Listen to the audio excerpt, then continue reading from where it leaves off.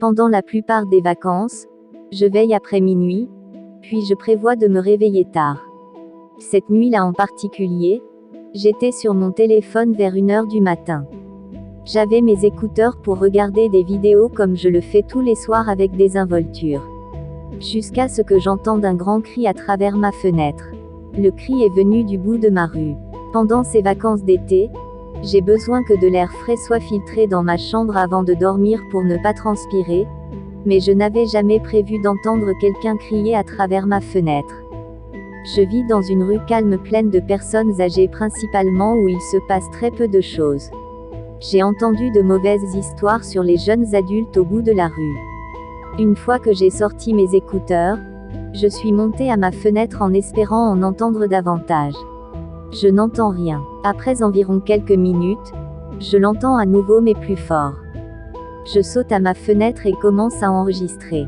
J'attrape le cri étouffé d'une vieille adolescente sur mon téléphone alors que je suis mort, toujours effrayée d'aller voir et effrayée d'appeler la police.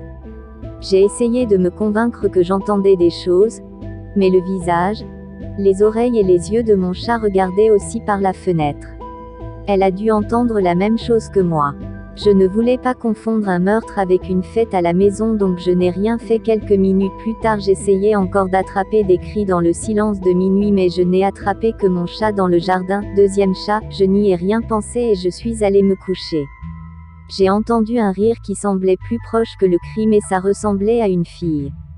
J'ai verrouillé ma fenêtre mais j'avais l'impression que quelque chose ou quelqu'un me regardait alors que je prenais un moment pour regarder mon jardin. Après un bref dilemme, je suis allée dormir.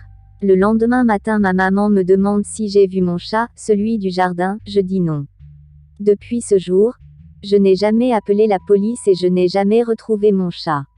Je me demande encore qui est ce qui s'est passé dehors cette nuit-là.